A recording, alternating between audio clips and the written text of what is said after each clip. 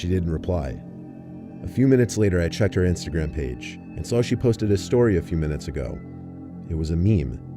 Was she ignoring me now?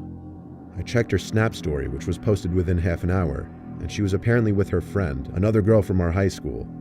I didn't understand. Was she coming or not? I commented on her story, "Are you still coming later?" She opened it a few minutes later and replied saying, "What are you talking about?" I repeated the question, then added a reference to the conversation on the app. She replied, "I don't have that app. Send me the profile." So I did, and she told me right away it was a catfish and to report it.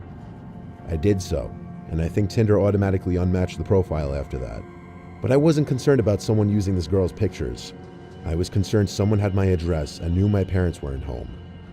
I made sure every door was locked. I truly was expecting something to happen that night, but it was getting pretty late, and I was starting to feel a little more relaxed. When my guard was down, that's when it happened. A horrific scream from my little sister's room.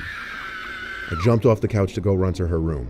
She opened the door just as I made it to the room, and we met at the doorway.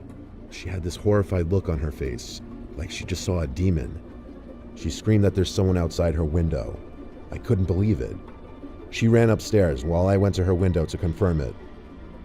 There was no one out there now, but I knew it wasn't a coincidence. I tried to call my parents, but I couldn't get a hold of either of them. My sister slept in my room with me that night because she was scared. I only went to bed after waiting downstairs for an hour, listening for anything possible. When I was finally in bed, that was when I heard a noise. My sister heard it too, because we both sat up at the exact same time. Our parents weren't supposed to be back that night. I went to lock the bedroom door and then got 911 on the phone.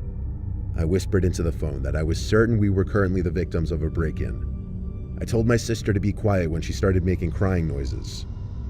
Footsteps approached the door, then someone tried twisting the doorknob.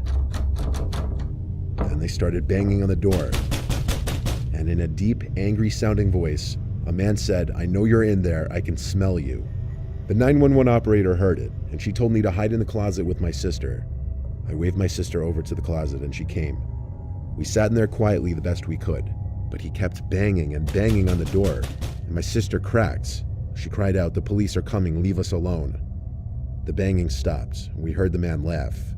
Then there was silence. Next thing we knew, the police were outside, and the operator told me to quickly get to the front door if the coast was clear to let the police in.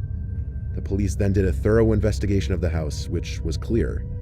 The entry and exit point was my parents' bedroom window, which he climbed through off the backyard awning. My little sister screaming about the police must have scared him off. The police recommended we sleep somewhere else, so we went to my friend Joe's house. Ever since then, I always verify whoever I'm talking to from online is actually who they say they are.